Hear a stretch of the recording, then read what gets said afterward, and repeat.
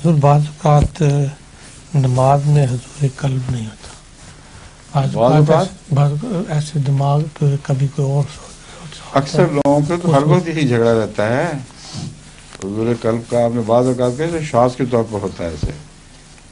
یہ مسلسل جد و جہد ہے. حضرت مسیح علیہ السلام فرماتے ہیں کہ قیام کا لفظ بتا رہا ہے ہر وقت نماز گرنے کی کوشش کرے گی، ہر وقت مستعد رہنا ہوگا اور قائم کرو قائم کرو.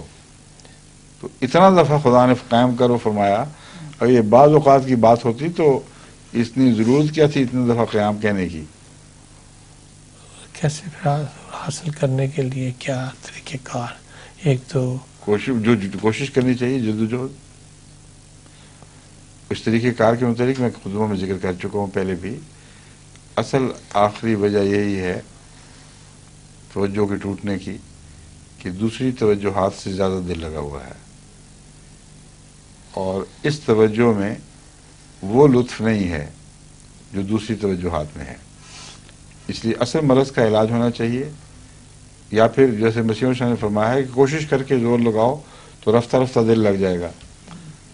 مگر بیماری تو یہی ہوتی ہے اگر ایک ماں کوئی کام میں مصروف ہو اور بچے کی چیخ یا طلب کی آوازیں آ رہی ہوں تو اس کا دل کام میں لگ ہی نہیں سکتا دھیان. ایک آدمی کو کسی چیز کی فکر لگی ہوئی ہو، یا ایک لڑکا ہے جو کسی اور گھر میں کوئی فکر کے دیکھ کے آیا ہے، وہ امتحان میں اس کی توجہ قائم نہیں رہتی. تو توجہات جو ہیں بعض دفعہ چاہتوں کے نتیجے میں، بعض دفعہ فکروں اور اندیشوں کے نتیجے میں بدلتی ہیں اور اس طرف دوڑتی ہیں جدھر وہ اٹک گئی ہیں. تو جب خدا کی طرف جائیں تو جہاں چاہتے ہیں وہاں اس چاہت کو غور کر کے اس کا معیار اونچا کریں. جہاں فکریں ہیں، فکر ہے، وہاں بھی اس کی طرف توجہ ہونی چاہیے جو فکر دور کر سکتا ہو، ورنہ فکر سے توجہ ٹوٹتی نہیں.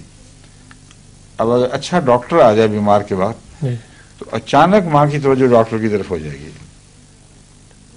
بچے کی توجہ ہی اس توجہ کو گھیر کر ڈاکٹر کی طرف لے جائے گی.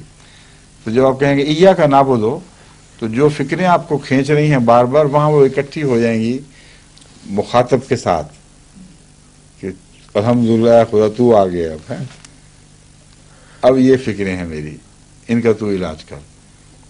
تو بڑے زور کے ساتھ توجہ مرکوز ہو جائے گی.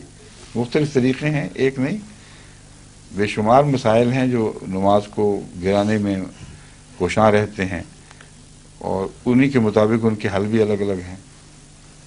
ٹھیک ہے.